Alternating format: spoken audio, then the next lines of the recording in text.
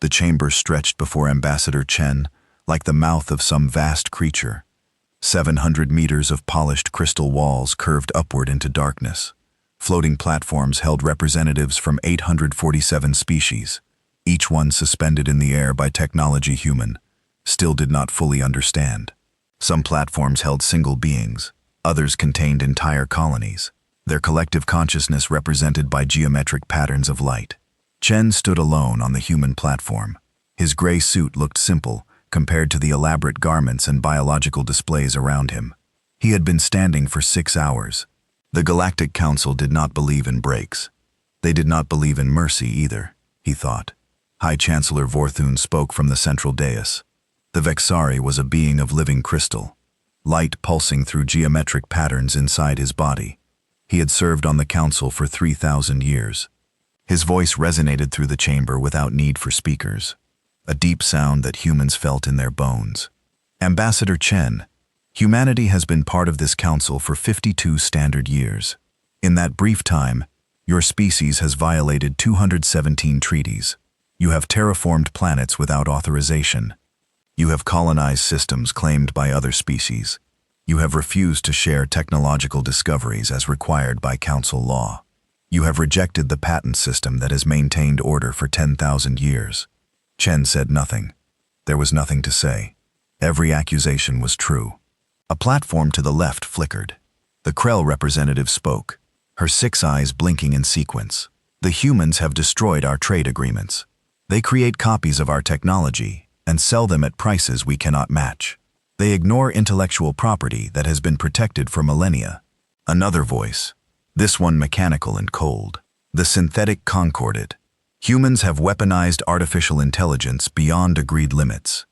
They have created war machines that violate the Treaty of Sentient Rights.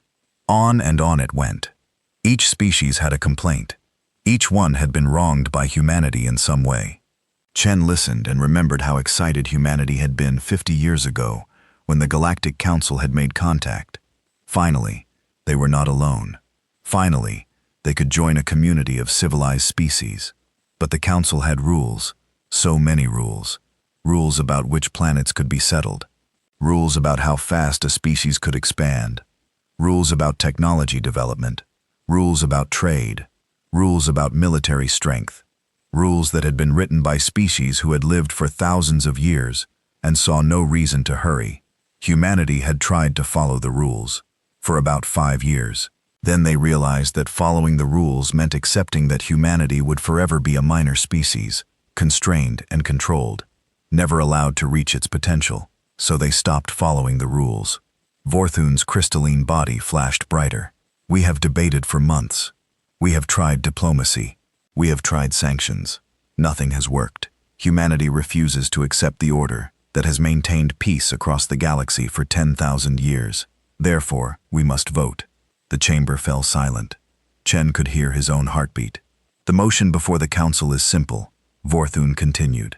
We propose to exile humanity from council space. All human colonies, stations, and vessels must withdraw to the outer reaches within 10 standard cycles. Any human presence remaining in council space after that time will be considered an act of war. Chen closed his eyes. The outer reaches. The galaxy had a center where the ancient species lived in perfect order. Then came the council space, civilized and protected. Beyond that was the outer reaches, a lawless zone where pirates and criminals operated, where failed species went to die. Does anyone wish to speak before the vote? Vorthun asked. Chen's platform rose higher, bringing him level with the Chancellor. Behind him, in a corner of the human platform, Captain Sarah O'Connell stood at attention. She had not moved in 6 hours either. Her dark eyes watched everything. I would like to speak, Chen said quietly. Vorthun's light dimmed slightly. Permission granted. 50 years ago, Chen began. Humanity received your message. We were so happy. We were not alone in the universe.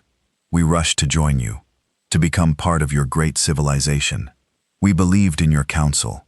We believed in your rules. He paused, looking around the chamber. But your rules were not designed for us. They were designed by species who have lived for thousands of years, species who see a century as a brief moment.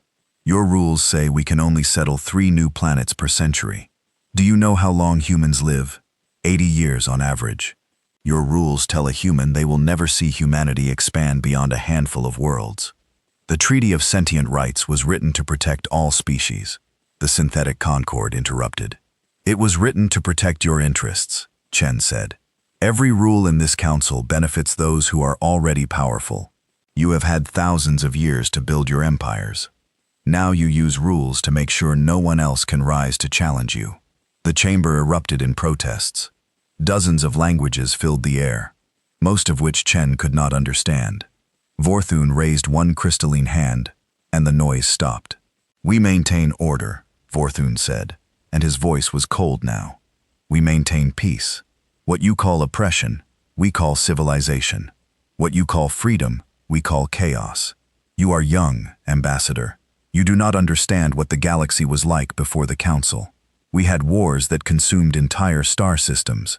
We had genocides that eliminated whole species. The rules exist for a reason. Then maybe, Chen said quietly, it is time for new rules. Vorthun's entire body flashed bright red. Anger. The vote will proceed. All in favor of exiling humanity to the outer reaches signal now. Lights began to appear across the chamber. Green lights signaling agreement. Chen watched them multiply. 10, 100 more. The lights filled the darkness like stars. When it finally stopped, the count appeared in glowing numbers above the Chancellor's platform. 846 votes in favor, 1 against. Chen looked for the single red light that had voted no. It came from a small platform in the far corner. The Tellarian ambassador. Their species had been oppressed by the Council for centuries. Chen knew. Kept weak and small, they understood. The motion passes, Vorthun announced. Humanity is hereby exiled from Council space. You have 10 standard cycles to withdraw all presence. This session is concluded. The platforms began to move, species departing. Chen stood still watching them go. Behind him, Captain O'Connell finally moved. She stepped up beside him. Order, sir? She asked. Chen smiled for the first time in hours. Send a message to Earth. Tell them to begin Phase 2. O'Connell raised an eyebrow. They expected this. We planned for it, Chen said. He turned to face her fully. Captain, what do you think happens to a species that refuses to follow rules? When every other species demands they be punished, they get exiled, O'Connell said slowly. They get sent away. Exactly, Chen said. They get set free. The human platform descended toward the exit. As they moved, Chen looked back one last time at the vast chamber. Vorthun still stood on the central dais, his crystalline body pulsing with light. Chancellor! Chen called out. His voice echoed in the nearly empty space. Vorthun turned. You think you are punishing us, Chen said. But you are wrong. You are not exiling us. You are setting us free from the only thing that was holding us back. Your rules. He paused at the doorway. We will see you again, Chancellor. Sooner than you think. The platform carried them out into the corridor. O'Connell waited until they were alone before speaking. Did we really plan for this? Chen nodded. For 3 years. Since we realized the Council would never let us truly grow. Military intelligence has been preparing. We have supply caches in the outer reaches. We have allies among the pirates and outcasts there. We have technology the Council does not know about. Developed without their precious patents. 40 billion people, O'Connell said quietly. We have 40 billion people in Council space. 10 cycles to move them all. It will be the largest migration in human history, Chen agreed. And the most important, because once we are in the outer reaches, once we are beyond their rules and their restrictions, humanity will finally show the galaxy what we can really do. They walked in silence for a while, their footsteps echoing on the crystal floor. Finally, O'Connell spoke again. What is Phase 2? Chen smiled, and it was not a kind smile. Survival, evolution, and then, Captain, we show them what happens when you exile the most adaptable species in the galaxy to a place with no rules at all. Behind them, in the council chamber, Vorthun stood alone on his platform. He had ruled for 3,000 years. He had seen species rise and fall. He had maintained order across the galaxy. But something about the human ambassador's final words troubled him. There had been confidence in that voice. Not defeat. Not submission. Confidence. For the first time in a very long time, Vorthun felt something he had not experienced in centuries. Uncertainty. The evacuation began 3 days after the vote. Governor Marcus Webb stood on the observation deck of New Shanghai Station and watched the ships depart. Hundreds of them. Thousands. A river of light flowing away from council space toward the darkness of the outer reaches. "How many today?" he asked as his aide checked her tablet. 17,000 ships. 2 million people. We are ahead of schedule. Webb nodded, but did not smile. Ahead of schedule was good. It meant they might have time to prepare before the council's deadline. It meant they might survive what was coming. New Shanghai had been humanity's first major colony in council space. 5 billion people had called it home. Now it was emptying like water from a broken container. In 6 cycles it would be abandoned completely, left for the council to claim or destroy. Webb had been governor for 8 years. He knew every street, every district, every face. Watching it all disappear hurt more than he had expected. "Sir," his aide said quietly, "the council inspectors are here again. They want to verify our departure schedule." "Let them wait," Webb said. He was tired of council inspectors. They came every day, checking to make sure humanity was truly leaving, making sure no one was hiding, no one was delaying, making sure humanity knew it was not welcome anymore. His communicator buzzed. Webb looked at the screen and smiled for the first time that day. "Dr. Yuki Tanaka. Finally. Tell the inspectors I will meet them in 1 hour," he told his aide. "I need to take this call." He walked to his private office and closed the door. The communicator screen showed Tanaka's face. She looked exhausted, but excited. Behind her, Webb could see a laboratory filled with equipment he did not recognize. "Governor," Tanaka said without greeting, "we have a breakthrough." Webb sat down heavily. "Tell me." "The Vexari shield technology," Tanaka said. "We have been trying to reverse engineer it for years. The council patent system made it illegal to even attempt it. Well, we are not in council space anymore. At least my lab is not. We moved to the outer reaches last week." She grinned. "We figured it out. Not just how to copy it, how to improve it. Our version is 30% more efficient than theirs. And Governor, we can manufacture it for 1/10 of their cost." Webb felt something loosen in his chest. "Hope, maybe. How soon can we start production?" "Already started," Tanaka said. "We have 20 factories under construction. Every human ship will have the shield within a year. And Governor, we are not stopping there. We have teams working on Krell weapons, synthetic computers, Talarian engines, everything the council has kept locked behind patents. We are breaking them all." Webb laughed. It felt good. "The council is going to be very angry." "The council exiled us," Tanaka said. Her smile was sharp. "They do not get to complain about what we do outside their space." After the call ended, Webb sat in silence for a long moment. Then he stood and walked back to the observation deck.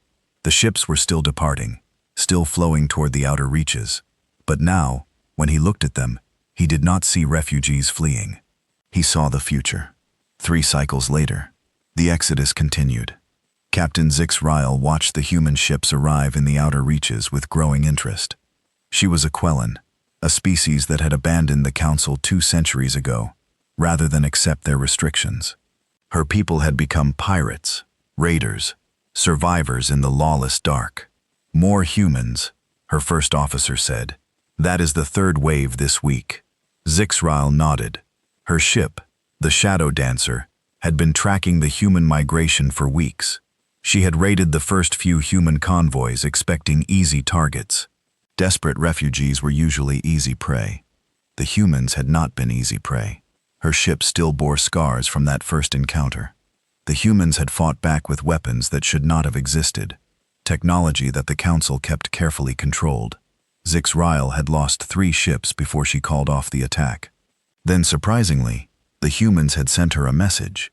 Not a threat, an offer. "Captain Exile," a human voice had said, "we know who you are. We know what you do. We would like to hire you." Now she sat across a table from a human named Marcus Webb. They were on a human station called Freedom Point. It had not existed a month ago. Now it was a bustling port with thousands of ships coming and going. "You want to hire pirates?" Exile said. It was not a question. "Security contractors," Webb corrected with a slight smile. "We need protection for our convoys. We need guides through the outer reaches. We need people who know how to survive out here." "And what do we get?" Exile asked. Webb slid a data pad across the table. "Payment in weapons, technology, and resources, plus free access to all human ports. No questions asked about your cargo or your past." Exile looked at the offered payment, and her eyes widened. These were not the usual trade goods. These were military-grade weapons, advanced shields, medical supplies that even the Council carefully controlled. "Where did you get all this?" she asked. "We made it," Webb said simply. "Without Council patents, without Council restrictions.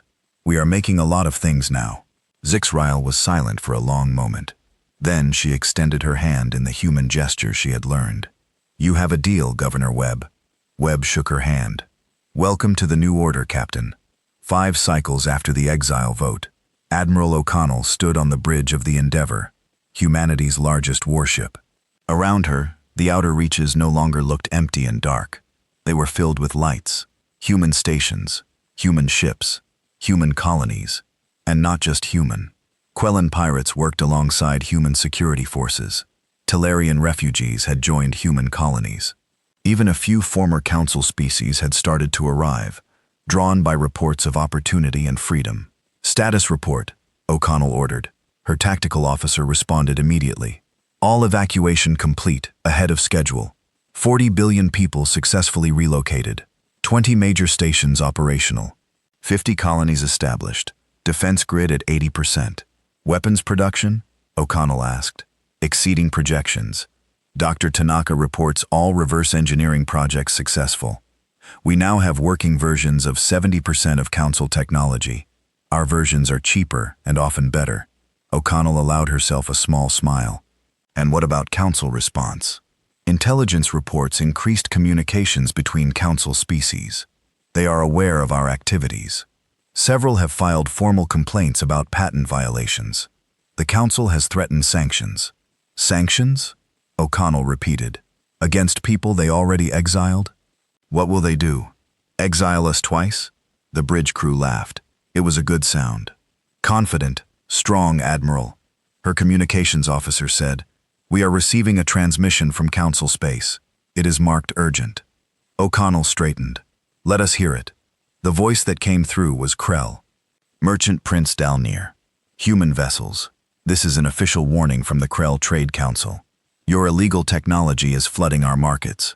You are destroying our economy. You are violating thousands of years of patent law. This will not stand. We demand you cease production immediately." O'Connell gestured for the communication officer to open a channel. "Merchant Prince Dalnir. This is Admiral Sarah O'Connell of the Terran Confederacy. We are no longer bound by Council law. We are no longer bound by Council patents. If you do not like our products, do not buy them. Endeavour out." She closed the channel and turned to her crew. "Send that transmission to every human station. Let them know the Council is scared. Let them know we are winning." 10 cycles after the Exile vote, Governor Webb stood once again on an observation deck. But this was not New Shanghai Station. That was abandoned now, empty and dark. This was Freedom Point, the capital of the Terran Confederacy. Ambassador Chen stood beside him. The old diplomat had aged in the past year, but his eyes were still sharp. "What do you think, Marcus?" Webb looked out at the thriving station. "I think we did it. I think we survived." "We did more than survive," Chen said quietly. "We are thriving. Look at this place. Humans, Quellans, Talarians, dozens of other species, all working together, all free from Council rules. The Council will not let this continue," Webb said. "They are already complaining about us." Chen smiled. "Let them complain. What can they do? We are not violating their laws. We are just not following them. There is a difference." Webb turned to face the ambassador. "What happens next?" "Next," Chen said, "we show the galaxy what humanity can really do. We build an empire out here, not based on their rules, based on ours. And when they finally realize what we have become, it will be too late for them to stop us." He paused. "The galaxy exiled us, thinking we would disappear. They were wrong. We are not disappearing. We are evolving. And evolution, Governor, always finds a way." Merchant Prince Dalnir stared at the quarterly reports and felt something he had not experienced in his 200 years of life: fear. The Krell trade empire had dominated galactic commerce for 3,000 years. Their technology was the best. Their prices were reasonable. Their profits were enormous. Every species in Council space bought Krell products because there was no alternative. Until now. Revenue down 30%, his financial advisor said quietly. Across all sectors. Shield technology, weapons, medical supplies, everything. "How?" Dalnir demanded. "We have the patents. We have the monopolies. This should not be possible." The advisor pulled up a holographic display. "Human products. They are selling identical technology for 1/10 of our price, sometimes better quality, and they do not care about patents." Dalnir stood and paced. His office overlooked the great markets of Krell Prime. For centuries, ships from across the galaxy had come here to trade. Now he could see the difference. Fewer ships, less activity. The markets were dying. "Where are they getting these products?" he asked. "Human freeports," the advisor said. "Stations in the outer reaches. Anyone can go there. No questions asked. No council inspections. They are calling them neutral trade zones." "Then we will go to the council," Dalnir said firmly. "We will demand they enforce the patents. We will demand sanctions against any species that trades with humans." The advisor hesitated. "Prince Dalnir, there is a complication." "What complication?" 12 council species have already begun trading with the humans openly. They say the prices are too good to refuse. They say their economies need it. Dalnir felt his blood run cold. 12. Which ones? The Talarians led the way, but now the Euron, the Drex, the Malaran, even some of the smaller synthetic worlds. They are all buying human products. Dalnir sat down heavily. The council was supposed to be united. The council was supposed to enforce its own rules. If 12 species were openly defying the patent system, then the entire structure was at risk. "Call an emergency council session," he ordered. Immediately. 3 days later, High Chancellor Vorthon stood before the Galactic Council once again, but this time the chamber felt different, less certain, less unified. The platforms that held the council members seemed further apart than before. "We face a crisis," Vorthon began. His crystalline voice was as steady as ever, but those who knew him well could hear the strain beneath it. "The humans are disrupting our economic order. They are violating our patents. They are undermining 10,000 years of stability." Dalnir spoke immediately. "We demand action, economic blockade of the outer reaches, sanctions against any species that trades with humans, military enforcement if necessary." A new voice interrupted, the Talarian ambassador. "We oppose this motion." Vorthon turned to face the Talarian platform. "Explain." "Our economy was dying," the Talarian said bluntly. "Your patent system kept us poor. Your trade restrictions kept us weak. The humans offer us a better deal. Why should we refuse?" "Because it is the law," Dalnir shouted. "Because we agreed to it. We agreed to laws that benefited you." Another voice joined in, the Drex representative. "The patent system protects the rich species. The rest of us barely survive. The humans are offering us an alternative." Vorthon raised his hand for silence. The chamber obeyed, but reluctantly. "We cannot allow chaos. We cannot allow every species to simply ignore our laws when they find them inconvenient." "Then perhaps," the Talarian said quietly, "the laws need to change." The chamber erupted in debate, voices shouting in dozens of languages. Some species demanding strict enforcement, others defending their right to trade freely. The council, which had maintained order for 10 millennia, was fracturing before Vorthon's eyes. On Freedom Point, Admiral Okonkwo read the intelligence reports with satisfaction. "The council is arguing," she told Governor Webb. 12 species openly trading with us. Another 20 doing it secretly. The patent system is collapsing." Webb nodded. "And our refugee program?" "Growing every day," Okonkwo said. "Political dissidents, economic refugees, criminals fleeing council justice. They are all coming here. We are becoming a sanctuary.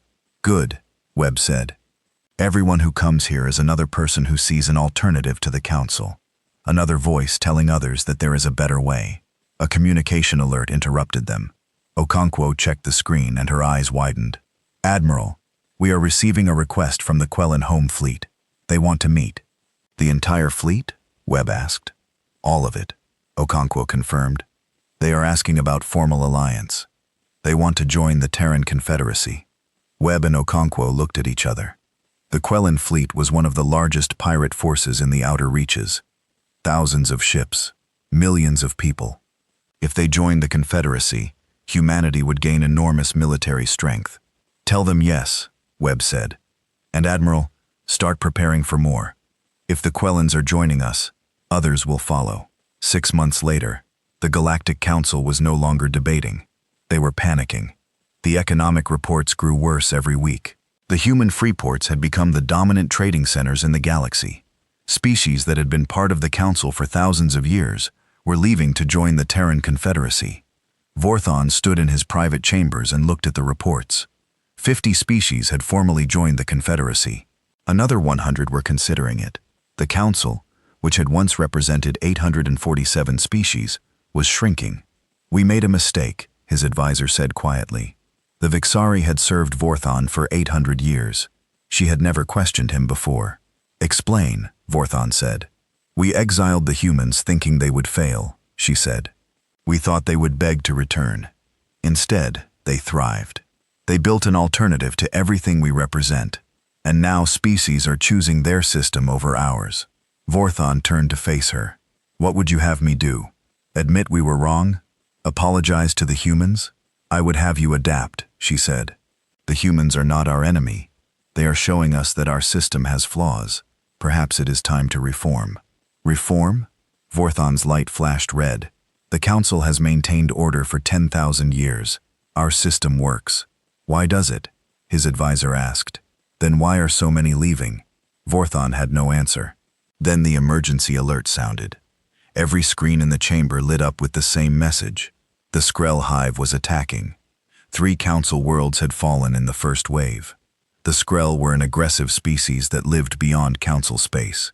They had raided the borders for centuries, but never launched a full invasion. The Council had always been too strong to challenge, but the Council was not strong anymore. It was divided. It was weakened, and the Skrell had noticed. Vorthon rushed to the Council chamber. The emergency session was already in progress. Species were shouting. Some demanded immediate military response. Others wanted diplomatic solutions. A few were already discussing surrender. Order, Vorthon commanded. The chamber fell silent. We will respond with our fleet. We will defend our worlds. The Council has faced threats before. Chancellor, the Krell ambassador said hesitantly, our fleet strength has declined. Many ships were lost to the Exodus. Others are guarding trade routes. We are not as strong as we once were. Vorthon felt cold, despite his crystalline body producing no temperature. How many ships can we deploy? Perhaps half of what the Skrell have committed, the military coordinator reported. The chamber erupted again, this time in fear. In the back of the chamber, a small platform activated. The Talarian ambassador. There is one option we have not discussed. Speak, Vorthon said, though he suspected he knew what was coming. The humans. The Talarian said. The Terran Confederacy has a large fleet. They have new weapons. They have been fighting pirates in the outer reaches for months. They have experience with combat that we lack. Absolutely not, Delnir shouted. We exiled them. We cannot ask them for help. Then we lose, the Talarian said simply. The Skrell will not follow our rules of war. They will not accept our diplomatic protocols.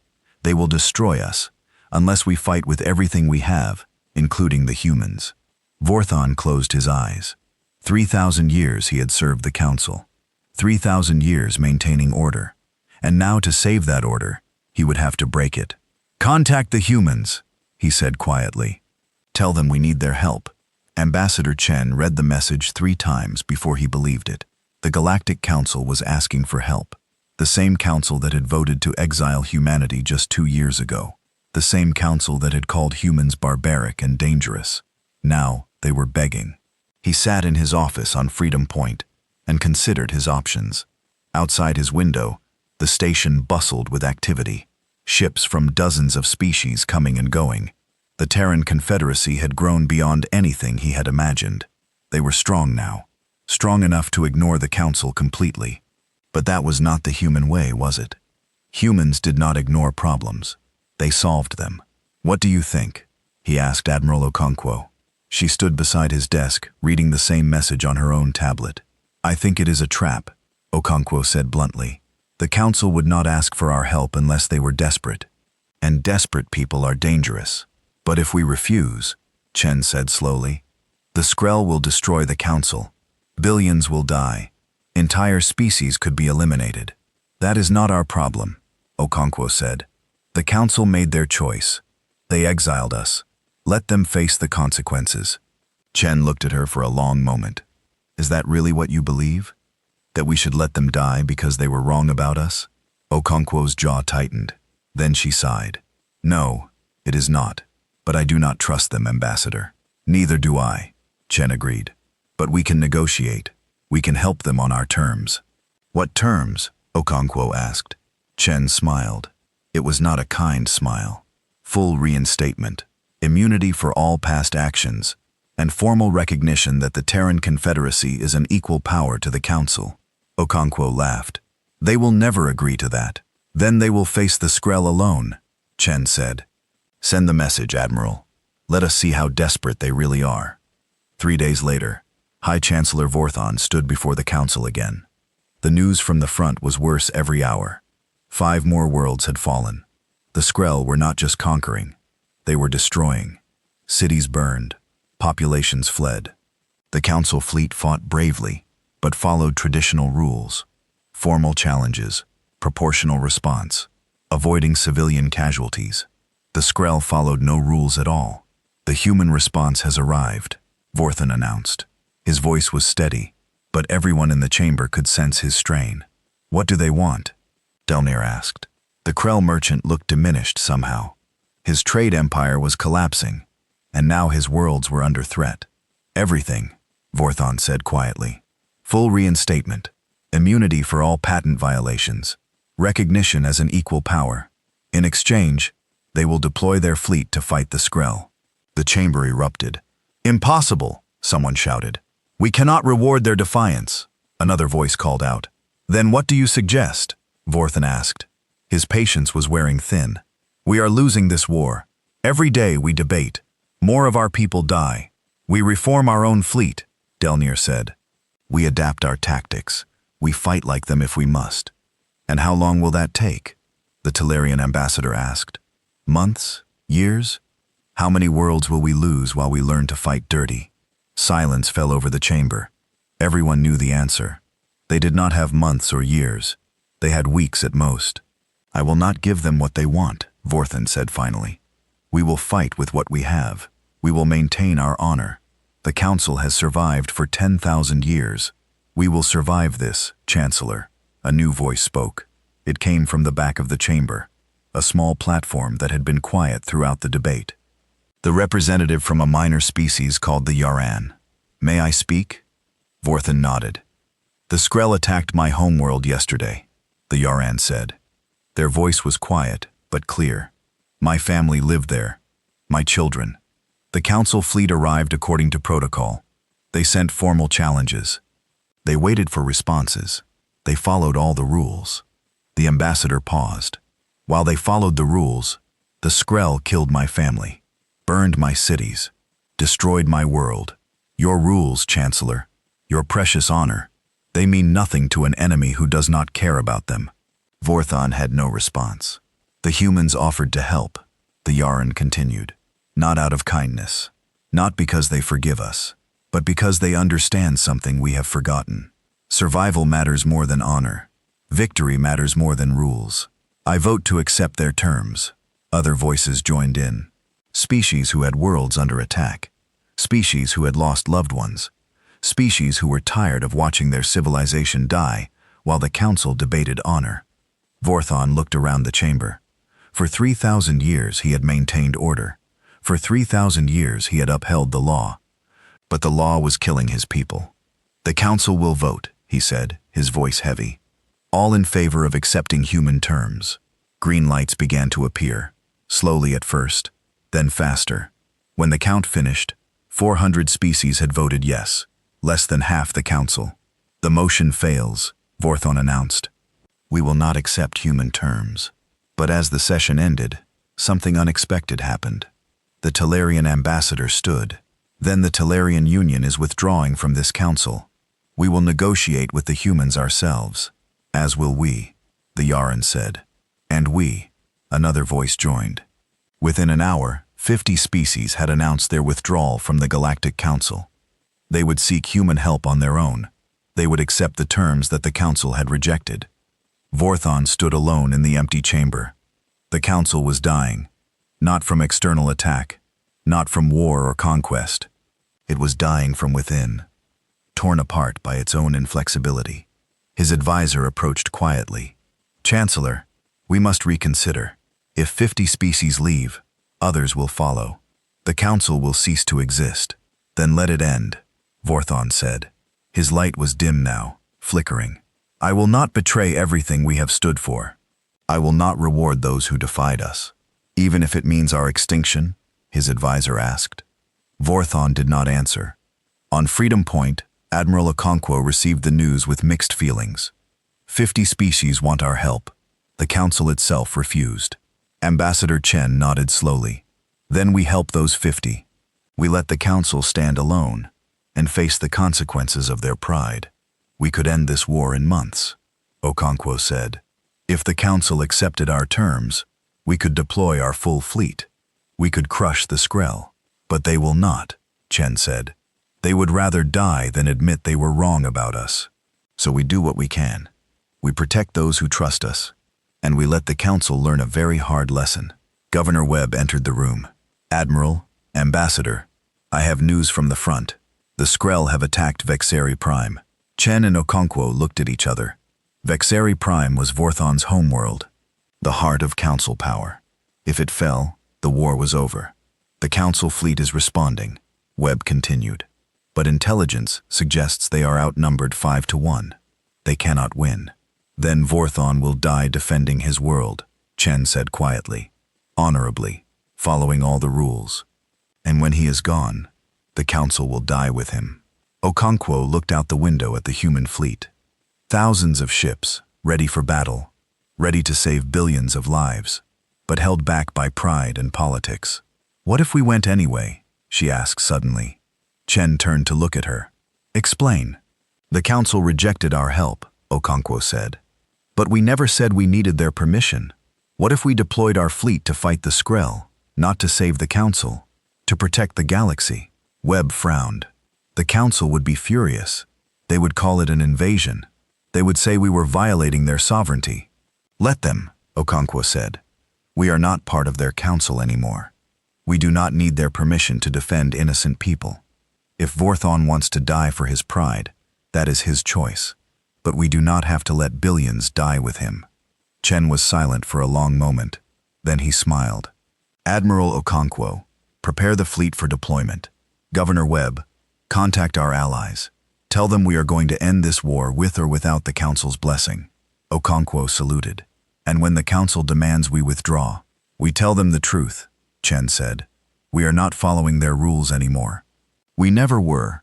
The Terran fleet dropped out of faster-than-light travel at the edge of the Vexari system, and Admiral Okonkwo smiled. 3,000 human ships, 500 Cathar vessels, another 1,000 from the 50 species that had joined the Confederacy. It was the largest fleet humanity had ever assembled. "Contact the council fleet," she ordered. "Tell them we are here to help." The response came quickly. A crystalline face appeared on the main screen. Not Vorthon. A younger Vexari military commander. "Human fleet, you are not authorized to be here. Withdraw immediately."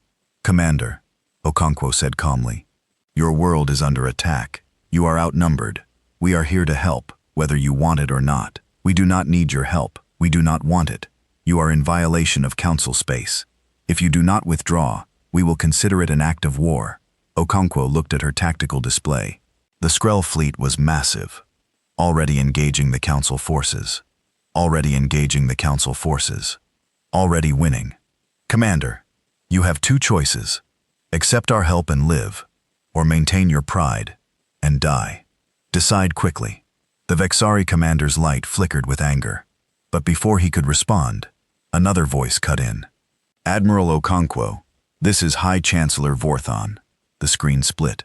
Vorthon appeared, and Okonkwo could see he was standing in a command bunker. Explosions flashed in the background. Vexari Prime was already under bombardment. Chancellor, Okonkwo said respectfully, why are you here? Vorthon asked. His voice was tired. 3,000 years of certainty worn away by a few months of war.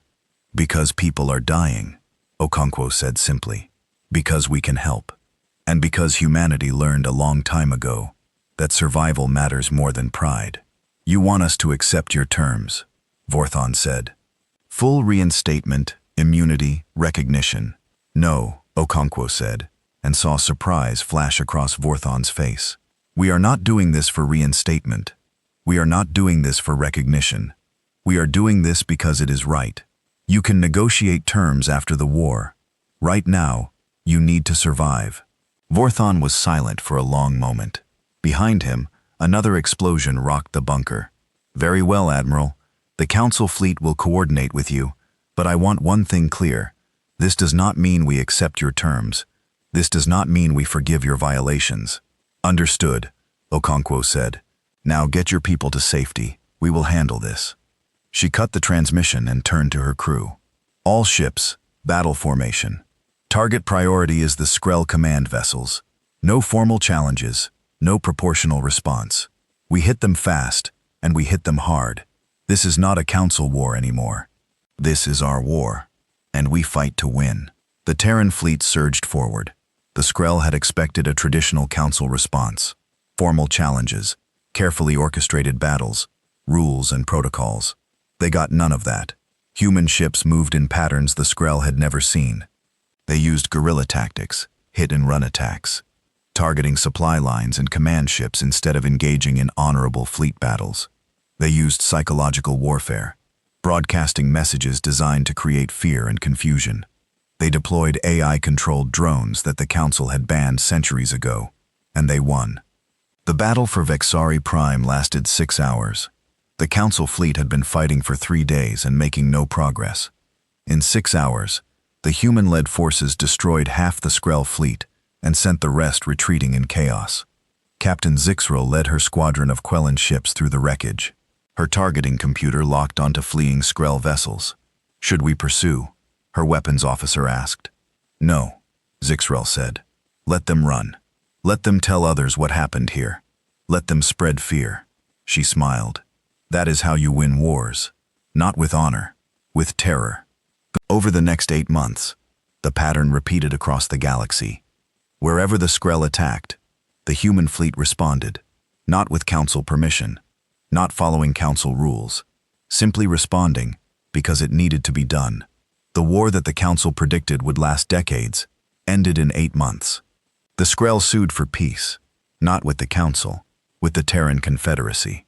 They recognized humanity as the dominant military power in the galaxy. But humanity did not return the conquered Skrell worlds to the Council.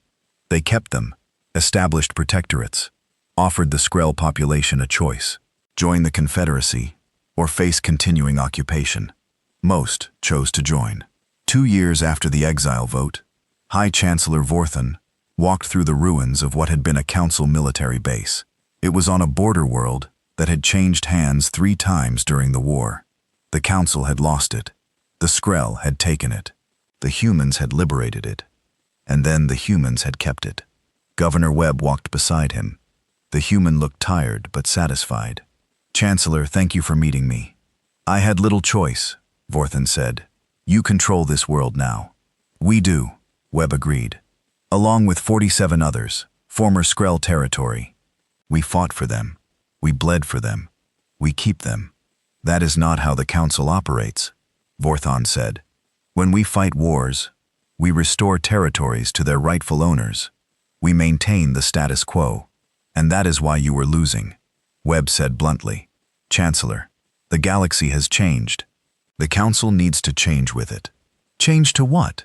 Your system, where the strong simply take what they want? No, Webb said. To a system where merit matters more than age, where adaptation is valued over tradition, where species can rise based on what they contribute, not how long they have existed. He gestured to the base around them. Look at this place. We rebuilt it in 2 months. Multi-species crews working together. No council bureaucracy. No endless committees. Just people solving problems. Vorthon looked at the base. Webb was right. It was thriving. Humans, Quellans, Talarians, former Skrell, even some species from council space, all working together, all prospering. The council will not simply disappear, Vorthon said. We do not want it to, Webb said. The council serves a purpose, but it is no longer the only power in the galaxy. That is what we came here to discuss. He pulled out a data pad. The Galactic Union, a new organization, not replacing the council, working alongside it, open to all species, no patents, no trade restrictions, no rules about expansion, just mutual defense and free trade. 200 species have already signed up, Webb continued, including 50 that left the council. We are offering membership to council species as well. They can be part of both, or they can choose. Vorthon took the data pad and read it. His light flickered through several colors as he processed the information. This will destroy the council. Species will leave in droves. Only if the council refuses to adapt, Webb said. Chancellor, you can maintain your traditional rules for those who want them, but you have to accept that not everyone wants them. Not everyone benefits from them. 10,000 years, Vorthon said quietly. But the council has maintained peace for 10,000 years, and in 2 years, humans have torn it all down. No, Webb said gently. You maintained stagnation for 10,000 years. You called it peace, but it was really control. Species stayed because they had no alternative. Now they have one, and many are choosing it. Vorthon was silent for a long time. Then he asked, what if the council refuses? What if we reject your Galactic Union? Then you become one power block among several, Webb said. Not the only power, not the dominant power, just one option. And every species will choose for themselves which system they prefer. Vorthon looked at the human. You planned this from the beginning. The exile, the free ports, the war, all of it. Webb smiled slightly. We planned to survive. We planned to thrive. Everything else just followed naturally. You destroyed our civilization, Vorthon said. No, Webb said firmly. We ended your monopoly. Your civilization still exists, but now it has to compete. Now it has to adapt. Chancellor, that is not destruction. That is evolution. 3 months later, Ambassador Chen stood before what remained of the Galactic Council. Only 500 species still attended. The others had joined the Galactic Union, or declared neutrality. The chamber that had once been filled with platforms now looked empty and cold. Vorthon sat on the central dais. He looked diminished somehow, smaller. Ambassador Chen, you requested this audience. Chancellor, Chen said respectfully, I wanted to deliver this message personally. The Galactic Union is not your enemy. We do not seek to destroy the Council. We simply offer an alternative that is destroying us, Vorthon said. Every day more species leave. Every day our influence shrinks. Then change, Chen said. Reform your patent laws. Reduce your trade restrictions. Allow species to expand naturally. You can maintain your values while adapting to new realities. If we change everything, what remains of the Council? Vorthon asked. Chen smiled. A better version. Chancellor, evolution is not comfortable. It is not easy, but it is necessary. The galaxy you knew, the one that stayed the same for 10,000 years, that galaxy is gone. You can resist that change and die, or you can embrace it and survive. He turned to address the entire chamber. The Galactic Union is growing. 200 species now. Soon 300. We are not your enemy, but we are your competition. And in competition, Only those who adapt will thrive. Chen walked toward the exit. At the doorway, he paused and looked back. Chancellor Vorthon, 5 years ago, you exiled humanity, thinking we would disappear. You were wrong. We did not disappear. We thrived. We evolved. And now the galaxy has to evolve too. You think you have won, Vorthon said. No, Chen said. I think the galaxy has won. 'Cause now it has choices. Now it has competition. Now it has to adapt or die. That is not victory for humanity. That is victory for everyone willing to change. He left the chamber. Behind him, Vorthon sat in silence. Around him, the remaining council members debated. Some wanted to fight the Union. Others wanted to reform. A few were already planning to leave. 5 years after the exile vote, Chen stood on Freedom Point with Governor Webb and Admiral Okonkwo. They looked out at a galaxy transformed. The Galactic Union had 300 species now. The Council still existed, but it was just one power among many. Trade flowed freely. Technology advanced rapidly. New colonies sprouted everywhere. Did we do the right thing? Okonkwo asked. Breaking the old order? Chen considered the question. The Council maintained peace for 10,000 years, but it was the peace of stagnation, the peace of control. Now we have something different. Competition, change, growth. It is messier, Webb said. More chaotic. Life is messy, Chen said. Life is chaotic. The Council tried to prevent that. They tried to freeze the galaxy in place. We showed them that evolution cannot be stopped. It can only be embraced or resisted. A young woman approached them, Chen's granddaughter, newly appointed as a Union ambassador. Grandfather, the Vexari delegation is here. They want to discuss joining the Union. Chen looked at Webb and Okonkwo in surprise. Vorthon's people? Not Vorthon himself, his granddaughter said. The younger generation. They say the Chancellor is too old, too set in his ways. They want change. Chen felt something tighten in his chest. Not victory. Something more complicated.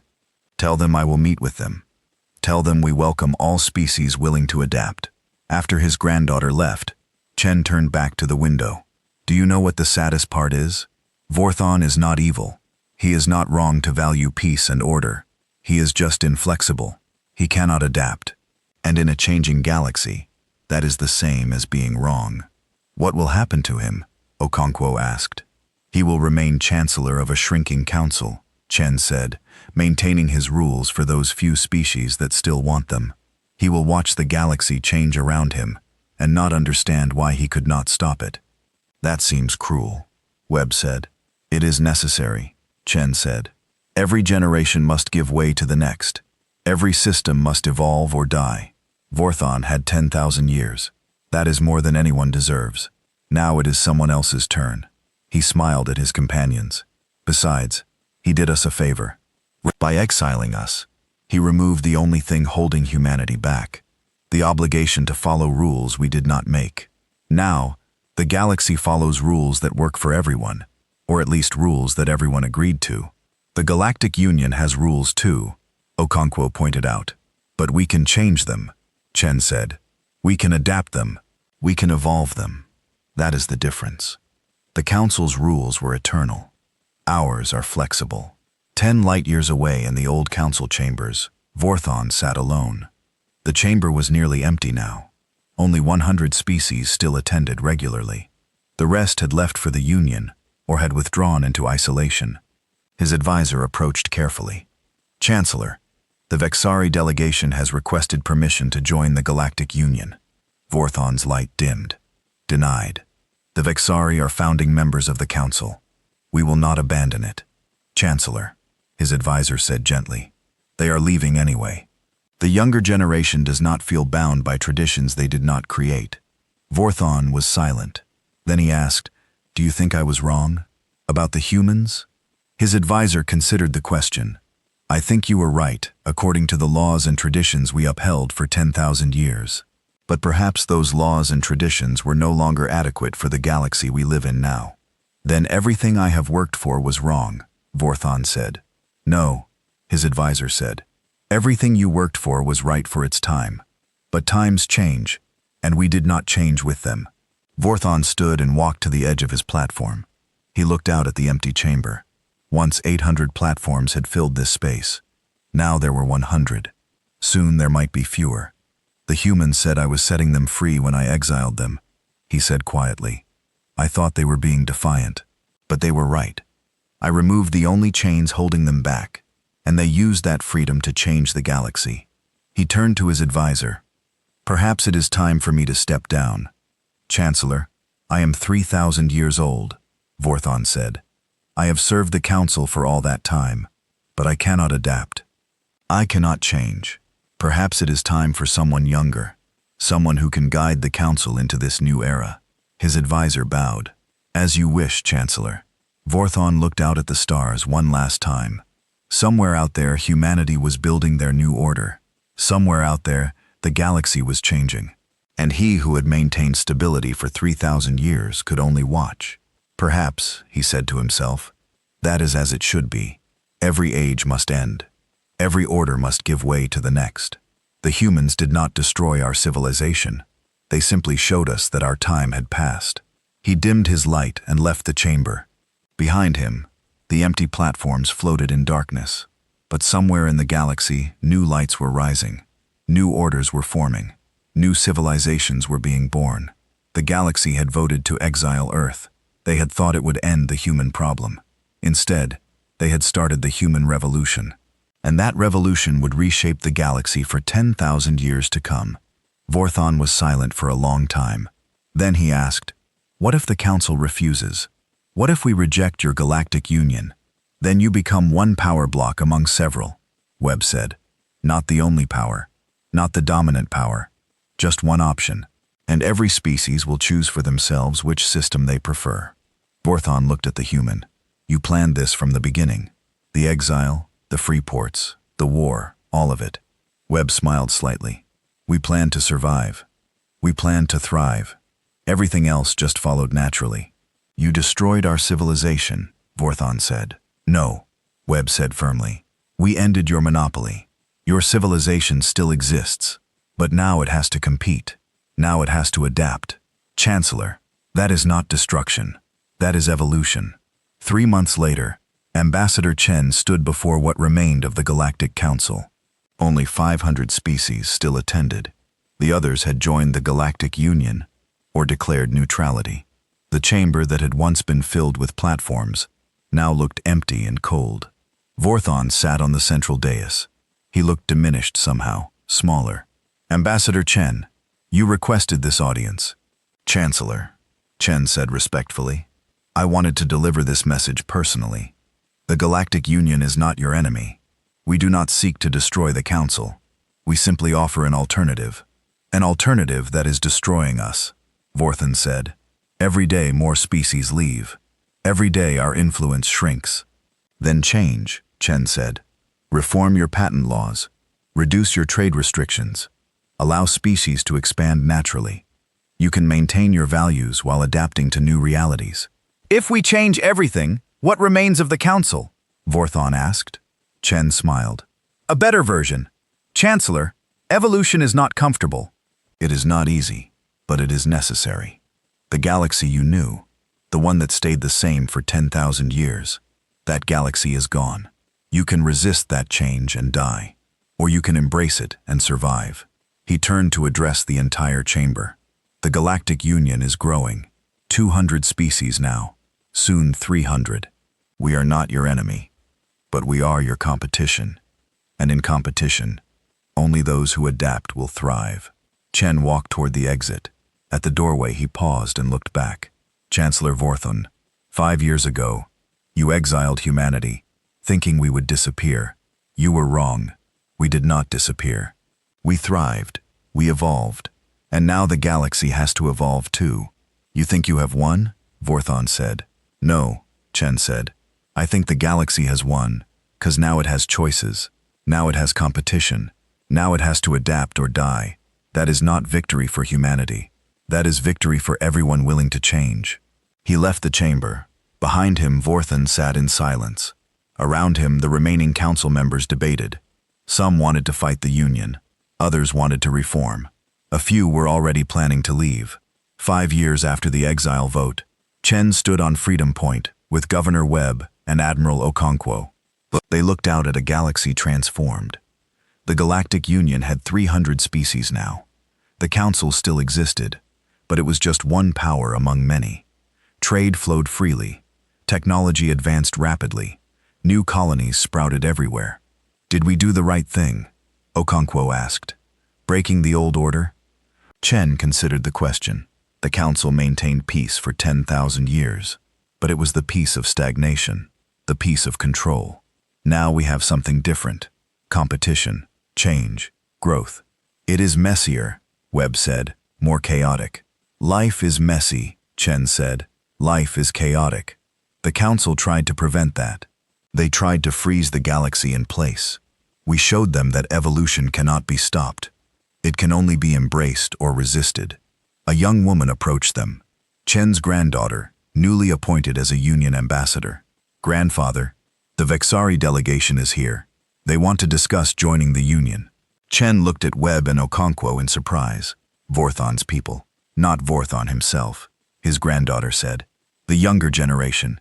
They say the Chancellor is too old, too set in his ways. They want change. Chen felt something tighten in his chest. Not victory. Something more complicated. Tell them I will meet with them. Tell them we welcome all species willing to adapt. After his granddaughter left, Chen turned back to the window. Do you know what the saddest part is? Vorthon is not evil. He is not wrong to value peace and order. He is just inflexible. He cannot adapt. And in a changing galaxy that is the same as being wrong. What will happen to him? Okonkwo asked. He will remain Chancellor of a shrinking council, Chen said, maintaining his rules for those few species that still want them. He will watch the galaxy change around him and not understand why he could not stop it. That seems cruel, Webb said. It is necessary, Chen said. Every generation must give way to the next. Every system must evolve or die. Vorthon had 10,000 years. That is more than anyone deserves. Now, it is someone else's turn. He smiled at his companions. Besides, he did us a favor. By exiling us, he removed the only thing holding humanity back, the obligation to follow rules we did not make. Now the galaxy follows rules that work for everyone, or at least rules that everyone agreed to. The Galactic Union has rules too, Okonkwo pointed out. But we can change them, Chen said. We can adapt them. We can evolve them. That is the difference. The Council's rules were eternal. Ours are flexible. 10 light-years away in the old Council chambers, Vorthon sat alone. The chamber was nearly empty now. Only 100 species still attended regularly. The rest had left for the Union, or had withdrawn into isolation. His advisor approached carefully. Chancellor, the Vexari delegation has requested permission to join the Galactic Union. Vorthon's light dimmed. Denied. The Vexari are founding members of the Council. We will not abandon it. Chancellor, his advisor said gently. They are leaving anyway. The younger generation does not feel bound by traditions they did not create. Vorthon was silent. Then he asked, Do you think I was wrong about the humans? His advisor considered the question. I think you were right according to the laws and traditions we upheld for 10,000 years. But perhaps those laws and traditions were no longer adequate for the galaxy we live in now. Then everything I have worked for was wrong, Vorthon said. No, his advisor said. Everything you worked for was right for its time. But times change, and we did not change with them. Vorthon stood and walked to the edge of his platform. He looked out at the empty chamber. Once 800 platforms had filled this space. Now there were 100. Soon there might be fewer. The humans said I was setting them free when I exiled them, he said quietly. I thought they were being defiant, but they were right. I removed the only chains holding them back. And they used that freedom to change the galaxy. He turned to his advisor. Perhaps it is time for me to step down. Chancellor, I am 3,000 years old, Vorthon said. I have served the Council for all that time, but I cannot adapt. I cannot change. Perhaps it is time for someone younger. Someone who can guide the Council into this new era. His advisor bowed. As you wish, Chancellor. Vorthon looked out at the stars one last time. Somewhere out there, humanity was building their new order. Somewhere out there, the galaxy was changing. And he who had maintained stability for 3,000 years could only watch. Perhaps, he said to himself, that is as it should be. Every age must end. Every order must give way to the next. The humans did not destroy our civilization. They simply showed us that our time had passed. He dimmed his light and left the chamber. Behind him, the empty platforms floated in darkness. But somewhere in the galaxy, new lights were rising. New orders were forming. New civilizations were being born. The galaxy had voted to exile Earth. They had thought it would end the human problem. Instead, they had started the human revolution, and that revolution would reshape the galaxy for 10,000 years to come.